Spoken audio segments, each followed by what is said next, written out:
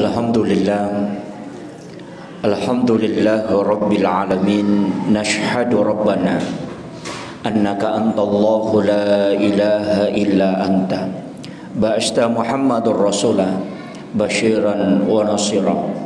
Qauluhul fasl wa hukumul adl wa sunnatihi rusy wa huwa bil mu'minina ra'ufur rahim. Wasallallahumma salli wa sallim ala sayyidina wa maulana Muhammadin wa ala alihi wa sahbihi wa sallim. Allahumma salli ala sayyidina Muhammadin tibbil qulubi wa dawaiha wa afiyatil abdani wa shifaiha wa nuril absari wa diyaiha wa ala alihi wa sahbihi wa sallim. Qala Allah Ta'ala fi kitabihil karim wa huwa asdaqul qailin. A'udzu billahi minasyaitonir rajim. Bismillahirrahmanirrahim. Ya ayyuhalladzina amanu taqullaha haqqa tuqatih wa la tamutunna illa wa antum muslimun. Shadaqallahul azim wa nahnu ala dzalika minas syahidin wasyakirin. La haula wala quwata illa billahi wa huwal aliyyil azim. Ma'asyiral muslimin, sidang jamaah Jumat yang insyaallah dirahmati dan dimuliakan oleh Allah Subhanahu wa taala. Alhamdulillah wa syukrillah wa la haula wa la quwata illa billahi wa huwal aliyyil azim. Hasbunallahu wa ni'mal wakil, ni'mal maula wa ni'man nasir. Kita bersyukur kepada Allah Subhanahu wa taala karena nikmat Islam, iman dan ihsan, serta kita diberikan hidayah dan taufik untuk menunaikan satu kewajiban kita sebagai muslim, yakni pelaksanaan ibadah Jumat. Salat ini merupakan salat pilihan di hadapan Allah Subhanahu wa taala. Nasabah irusam pajak Jumat menjadi kafarah atau penghapus dosa selama satu pekan. Maka dia lima lebih Nabi Muhammad sallallahu alaihi wasallam irusam pajak perluin jamaah umatku antara salat fardu dengan fardu yang lain itu adalah penghapus dosa di antaranya. Akan tetapi angka dosa dia nalagai sampai perlu napasi pulung ipong Allah Ta'ala nanti pada sholat Jumat baru Allah hapuskan dosa itu. Itulah sehingga sholat Jumat yang kita lakukan setiap satu kali dalam sepekan adalah merupakan penghapus dosa selama satu pekan. Mudah-mudahan ibadah yang kita lakukan pada Jumat kali ini merupakan ibadah Jumat yang paling sempurna di hadapan Allah Subhanahu wa taala. Nasabah tasidi ibadah kadangkala ada kekurangan ketika kita laksanakan secara rutin, hanya berniat untuk menunaikan saja tanpa melihat kesempurnaan. Itulah sehingga ulama-ulama kita memiliki tingkatan dalam menjelaskan berbagai macam ajaran agama kita ini. Ada tingkatan yang hanya berkisaran di sarana masalah-masalah hukum yang dikenal dengan hukum-hukum Islam. Ada yang berkaitan dengan tauhid, masuk dalam teologi. Ada yang berkaitan dengan tasawuf yang masuk dalam ihsan. Kalau kita berbicara Islam berarti itu bicara mazhab. Tapi kalau kita bicara tauhid maka kita berbicara tentang masalah teologi. Disitulah lahir Mu'tazilah, Jabariyah, Qadariyah. Kalau kita berbicara ihsan maka disitulah lahir tasawuf dan juga memiliki mazhab-mazhab tertentu. Olehnya itu dalam khutbah yang singkat ini khatib ingin menyampaikan beberapa hal berkaitan dengan di seputar masalah pelaksanaan ibadah Jumat.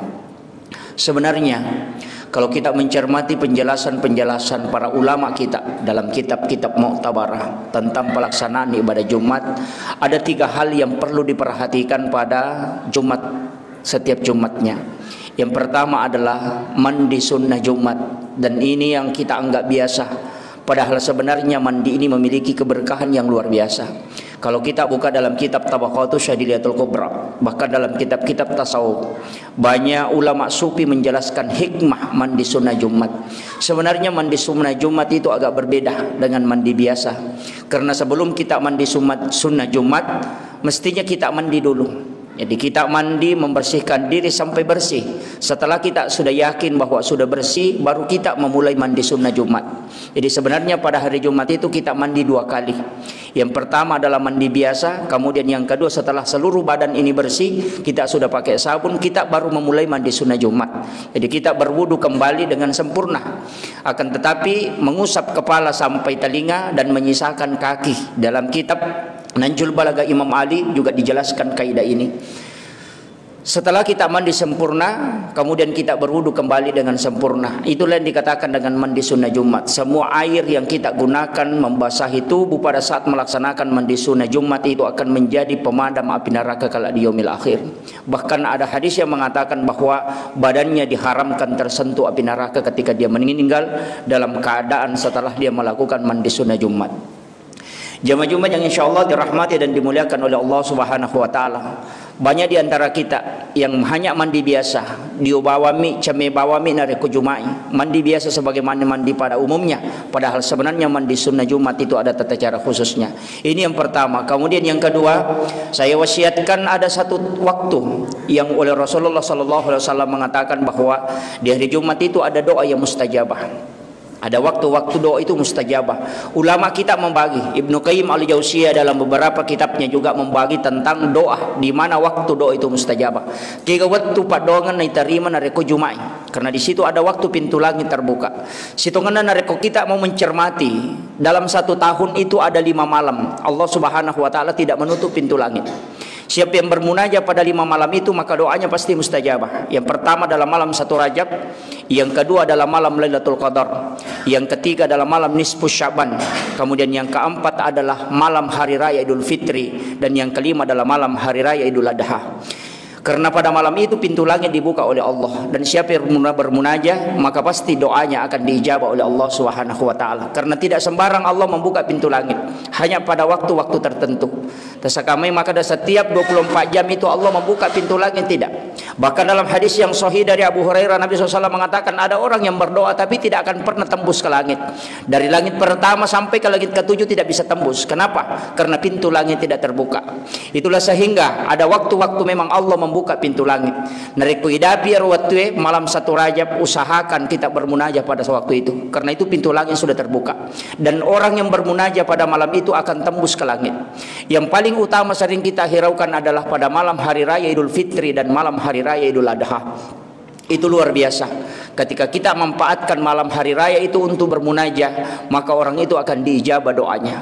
Kemudian ini dalam waktu dalam 1 tahun. Akan tetapi ada waktu yang juga Allah bukakan pintu langit, yakni pada hari Jumat. Kalau kita buka kitab-kitab Mu'tabarah, ada 4 waktu di hari Jumat itu kita harus gunakan. Nomor sidi Kamis sore menjelang masuknya maghrib Jumat. Ya kok Kamis ya reweng kemarin sebelum maghrib Jumat, di situ pintu langit terbuka. Ibnu Qayyim al-Jauziyah mengatakan bahwa waktunya adalah sama dengan lamanya ketika kita membaca suratul Fatihah. Jadi hanya sebentar sekali. Itu menjelang azan maghrib, maka kita di situ bermunajat kepada Allah Subhanahu wa Ta'ala. Kemudian yang kedua, pendapat yang kedua mengatakan adalah ketika khatib duduk di mimbar untuk mengambil khutbah kedua. Antara khutbah pertama dengan khutbah kedua, maka di situ pintu langit dibuka. Maka bermunajatlah kepada Allah, karena siapa yang meminta pasti akan diijabah doanya. Kemudian yang ketiga adalah sesudah sholat asar pada hari Jumat, ba'dal maktubah. Ba'dal maktubah ini dijelaskan oleh ulama Imam Nawawi ad-Dimashqi, mengatakan bahwa ba'dal maktubah yang dimaksud adalah tidak merubah posisi duduk sesudah sholat, sesudah salam, yakni posisi tahiyat itu tidak akan berubah. Eko pura ki mabere sallang aja terubah posisi itu tetap pada posisi tahiyat, kemudian berdoa kepada Allah Subhanahu wa Ta'ala. Kenapa? Dalam hadis Rasulullah mengatakan orang yang sesudah sholat dan tidak merubah posisinya, maka itu sama dihukumi ketika dia masih sholat selamanya. Jadi siaga etana tawe tidak merubah posisi duduknya sesudah salam, maka itu dihukumi di sisi Allah masih ibadah di hadapan Allah Subhanahu wa Ta'ala.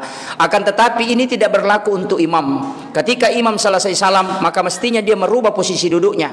Dalam kaidah sederhana ada ulama mengatakan membaca istighfar 3 kali, kemudian membaca la ilaha illallah wahdahu la syarika lahu lahul mulku wa lahul hamdu ala kulli syai'in qadir, kemudian membaca Allahumma ajirna minan nar, kemudian merubah posisi duduk sebagai tanda bahwa dia telah selesai melaksanakan ibadah salat. Akan tetapi seorang makmum itu masih dianjurkan kalau dia mampu untuk tetap duduk sebagaimana duduk tahiyatnya ketika dia melaksanakan salat. Kenapa? Karena dia masih dihukumi melaksanakan ibadah di hadapan Allah Subhanahu wa Ta'ala. Jemaah Jumat yang insyaallah dirahmati dan dimuliakan oleh Allah Subhanahu wa Ta'ala. Tapi ada satu ibadah yang saya mencari hadisnya dalam kitab-kitab hadis. Ada salah satu kitab hadis yang sangat monumental yang dikarang pada akhir abad ini adalah kitab ensiklopedia hadis Nabi yang 24 jilid, kurang lebih 600.000 hadis yang ada di dalamnya. Saya menemukan salah satu hadis yang diriwayatkan oleh Imam Daruqutni, dan ini terdapat dalam kitab-kitab ulama sufi. Bahkan Guru Ta'allahu Yarham Al-Mukarram Al-Marhum Al-Maghfurlah yang ada di Kalimantan itu menyampaikan bahwa siapa yang mengamalkan ibadah ini maka Allah akan memberikan barakah khusus. Pada Jumat kali ini saya wasiatkan, ini dalam ilmu tasawuf kita sering melupakan mandi yang dikatakan dengan mandi 9. Mandi 9 ini hanya dilakukan pada hari Jumat dan itu dikhususkan. Guru saya ini Kiai Haji Muhammad Sain Abdul Ghani atau dikenal dengan Guru Sekumpul Martapura mewasiatkan kepada seluruh santri-santri dan murid-muridnya dan kepada keluarganya untuk mengamalkan mandi 9. Mandi 9 sebenarnya adalah mandi biasa. Sesudah mandi sunnah Jumat kita mengambil air, kemudian kita membacakan kalimat ya Allahu ya Allahu ya Allahu 3 kali. Kemudian kita meniup menggunakan hidung dan kita siramkan bagian kepala dan sambil menahan napas. Kemudian kita membaca ya Rahman ya Rahman ya Rahman 3 kali sambil menahan napas. Kemudian kita tiup dengan menggunakan hidung. Kemudian kita siram bagian kanan 3 kali. Kemudian kita membaca ya Rahim ya Rahim ya Rahim 3 kali. Kemudian kita tiup dengan menggunakan hidung. Kemudian kita siram sebelah kiri. Itu diulang sampai 3 kali. Apa fadilah mandi 9 ini? Yang pertama, tidak ada manusia yang mampu dimasuki oleh jin ketika dia mengamalkan ini. Jika ada keluarga kita yang sering kerasukan jin dan diru'yah, cukup lakukan mandi 9. Karena mandi 9 adalah mandinya para wali dan itu adalah ru'yah yang paling cepat. Dan inilah yang dilakukan oleh para sahabat-sahabat Nabi termasuk Ibnu Abbas. Kemudian yang kedua, siapa yang melakukan mandi 9 maka dalam rumah tangganya tidak akan ada perceraian di dalamnya, dan itu dijamin oleh sahabat Rasulullah sallallahu alaihi wasallam. Kemudian yang ketiga, yang paling utama adalah siapa yang melakukan mandi 9 ini maka anak-anaknya akan tunduk kepadanya dan tidak ada yang berani melawannya. Dan inilah yang penting kita lakukan. Kenapa ulama-ulama kita yang ada di Sumatera, ulama-ulama kita yang ada di Jawa Timur, santri begitu tunduk kepadanya padahal mereka tidak pernah memukulnya bahkan memarahinya, itu hanya karena karamah dari mandi 9 ini. Dan ini yang jarang kita lakukan, utamanya orang tua, karena ternyata memang mandi 9 ini memiliki fadilah yang luar biasa, termasuk menjaga kita dari ilmu-ilmu hitam yang sering dilakukan oleh para tukang-tukang sihir itu. Dan ini sangat utama dan hanya dilakukan sekali saja dalam 1 pekan, yakni dilakukan pada hari Jumat saja setelah mandi sunnah Jumat. Jamaah Jumat yang insya Allah dirahmati dan dimuliakan oleh Allah Subhanahu wa taala. Kaidah yang ketiga yang saya ingin sampaikan adalah salah satu doa dalam hadis yang sahih. Nabi SAW menganjurkan kepada kita untuk membaca suratul Fatihah 7 kali sesudah sholat Jumat. Kemudian membaca surah Al-Ikhlas, Al-Falaq, An-Nas masing-masing 7 kali dan ayat kursi 7 kali. Kemudian membaca Bismillahilladzi la yadurru ma'asmihi syai'un fil ardi wala fis sama'i wa huwas samiul alim 7 kali. Ulama kita yang ada di Kabupaten Barung, Alena Gurutta Al-Mukarram Kiai Abdul Rahman Abu Dalle Al-Marhum Al-Ghafurlah, itu mewasiatkan kepada santri yang ada di Pondok Pesantren DDI untuk mengamalkan itu. Saya tidak tahu apakah di Mangkosok masih tetap diamalkan sesudah sholat Jumat itu dibaca, karena Nabi SAW mengatakan siapa yang membaca suratul Fatihah 7 kali, Al-Ikhlas, Al-Falaq, An-Nas dan ayat kursi, kemudian membaca Bismillahilladzi la yadurru ma'asmihi syai'un fil ardi wala fis sama'i wa huwas samiul alim masing-masing 7 kali sesudah pelaksanaan sholat Jumat, maka dia tidak akan kena musibah hingga Jumat yang akan datang. Itu selama 1 pekan kita dijaga oleh Allah Subhanahu wa taala. Dan saya sangat bersyukur pada Jumat kali ini karena ada masjid yang berusaha memberi sedekah berupa makan di hari Jumat. Siapa yang memberi sedekah makan pada hari Jumat itu 70.000 malaikat mendoakan hingga 40 hari. Makanya banyak di antara ulama kita dulu yang memberikan sedekah subuh di pada hari Jumat. Kenapa sedekah subuh? Karena itu disaksikan oleh 2 shift malaikat. Malaikat penjaga malam dan malaikat penjaga siang itu ketemu di subuh hari. Dan di waktu asar pun demikian. Malaikat penjaga siang dan malaikat penjaga malam pun ketemu. Itulah sehingga kenapa Nabi mengatakan siapa yang tidak sholat asar maka semua ibadahnya, pahala ibadahnya mulai sejak dia bangun hingga masuk waktu maghrib itu diputihkan, dihilangkan semua.